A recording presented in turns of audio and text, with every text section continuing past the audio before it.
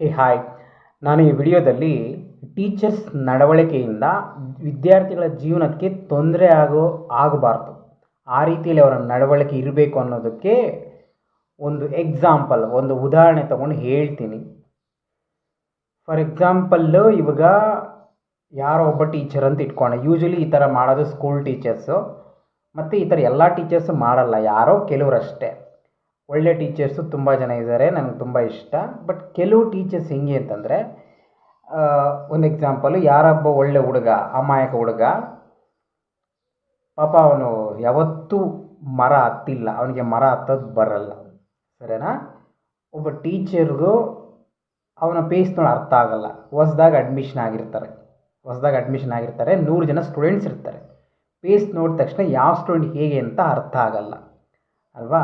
So ಒಬ್ಬ teacher ಏನು ಮಾಡ್ತಾನೆ ಅಂತಂದರೆ, ಅವನ ಮನಸ್ಸು ಅರ್ಥ ಮಾಡ್ಕೊಳ್ದಿರ ಭಯ ಪಡೋ ಥರ ಬಿಹೇವ್ ಮಾಡಿ, ಲೈಕ್ ಮರ ಹತ್ತಿ, ಅದು ಹೂವು ಆಗ್ಬೋದು, ಇಲ್ಲ ಇನ್ನೇನಾದರೂ ಹಣ್ಣುಗಳಾಗ್ಬೋದು, ಇಲ್ಲ ಎಲೆಗಳಾಗ್ಬೋದು, ವಾಟ್ ಎವರ್, ಮರ ಹತ್ತಿ ಕಿತ್ಕೊಂಬರಬೇಕು. ಪಾಪ ಆ ಹುಡುಗನಿಗೆ ಅವನು ಯಾವತ್ತೂ ಮರ ಹತ್ತಿಲ್ಲ, ಅವ್ನು ಮರ ಹತ್ತೋದು ಬರಲ್ಲ ಪಾಪ. ಸೊ ಬೈಕ್ ಏನು ಮಾಡ್ತಾನೆ, ಹೇಳಿದ ತಕ್ಷಣ ಓಡೋಗಿ ಮರ ಹತ್ತೋದೆಲ್ಲ ಮಾಡ್ತಾನೆ ಅಂತ ಇಟ್ಕೊಳ್ಳೋಣ. ಬೈ ಚಾನ್ಸ್, ಫಾರ್ ಎಕ್ಸಾಂಪಲ್, ಏನಾದರೂ ಕಾಲು ಜಾರಿ ಕೆಳಗೆ ಬಿದ್ದ, ಪಾಪ ಪ್ರಾಣನೇ ಹೊರಟೋಗ್ಬೋದು. ಇಲ್ಲ, ಪ್ರಾಣ ಹೋಗಲಿಲ್ಲ, ಕೈ ಕಾಲು ಏಟಾಗ್ಬೋದು, ಕೈ ಕಾಲು ಕಟ್ಟಾಗ್ಬೋದು, ಜೀವನ ಪರ್ಯಂತ ಕುಂಟಾಗ್ತಾನೆ. ಅಮ್ಮಮ್ಮ ಅಂದರೆ ಏನಾಗುತ್ತೆ ಅಂದರೆ, ಆ ಟೀಚರ್ ಮೇಲೆ ಕಂಪ್ಲೇಂಟ್ ಮಾಡ್ಬೋದು. ಸೊ ಒಂದಷ್ಟು ದುಡ್ಡು ಕೊಡ್ತಾನೆ, ಇಲ್ಲ ಒಂದು ಸ್ವಲ್ಪ ದಿವಸ ಜೈಲಲ್ಲಿದ್ದು ವಾಪಸ್ ಬರ್ತಾನೆ ಅಷ್ಟೇ. ಬಟ್ ಇಲ್ಲಿ ನೋಡಿ, ಇಲ್ಲಿ ಒಂದು ಪ್ರಾಣನೇ ಹೋಯ್ತು, ಇಲ್ಲ ಜೀವನ ಪರ್ಯಂತ ಕುಂಟಾಗ್ಬಿಟ್ಟ.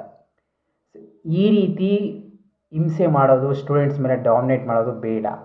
ಬೇರೆಯವ್ರಿಗೂ ಭಯ, ಆ ಟೀಚರ್ನ ಎದುರಾಕೊಳ್ಳೋಕ್ಕೆ ಧೈರ್ಯ ಇಲ್ಲ, ಬಿಕಾಸ್ ಆ ಟೀಚರ್ ಸ್ಟ್ರಾಂಗ್ ಇದ್ದಾನೆ. ಜಮೀನು, ದುಡ್ಡು, ಆ ಟೀಚರ್ ಬೇಕಾದವರು, ಸಪೋರ್ಟ್ ಮಾಡೋರು ತುಂಬ ಜನ ಇದ್ದಾರೆ ಸಮಾಜದಲ್ಲಿ. ಅದಕ್ಕೆ ಎದುರಿ ಬೇರೆಯವರು ಸೈಲೆಂಟಾಗಿದ್ದಾರೆ ಅಲ್ವಾ? ಸೊ ನಾನು ಹೇಳೋದು, ಈ ರೀತಿ ಒಂದು ನಡವಳಿಕೆ ಬೇಡ. ಎಸ್ಪೆಷಲಿ ಒಳ್ಳೆ ಮಕ್ಕಳನ್ನ ಆ ರೀತಿ ಹೊಡೆಯೋದು, ಹಿಂಸೆ ಮಾಡೋದು ಬೇಡ ಅಂತ ನನ್ನ ಒಂದು ಅಭಿಪ್ರಾಯ. ನಾನು ರಿಕ್ವೆಸ್ಟ್ ಮಾಡ್ತಾಯಿದ್ದೀನಿ. ಎಸ್ಪೆಷಲಿ ಈ ವಿಡಿಯೋ ಮೇನ್ ಕೆಲವು ಟೀಚರ್ ಅರ್ಥ ಮಾಡಿಕೊಂಡು ಚೇಂಜ್ ಆಗಲಿ ಅನ್ನೋ ಉದ್ದೇಶದಿಂದ ನಾನು ವಿಡಿಯೋ ಮಾಡ್ತಾಯಿದ್ದೀನಿ. ಸೊ ಟೀಚರ್ಸ್ ಅಲ್ದಿರೋ ಬೇರೆಯವ್ರು ಕೂಡ ಒಂದಷ್ಟು ಐಡಿಯಾ ಬರುತ್ತೆ ಈ ವಿಡಿಯೋದಿಂದ. ಇದೊಂದು ಎಕ್ಸಾಂಪಲ್ ಅಷ್ಟೇ. ಇದೇ ರೀತಿ ಬೇರೆ ವಿಚಾರಗಳು ಕೂಡ ಅಪ್ಲೈ ಆಗುತ್ತೆ.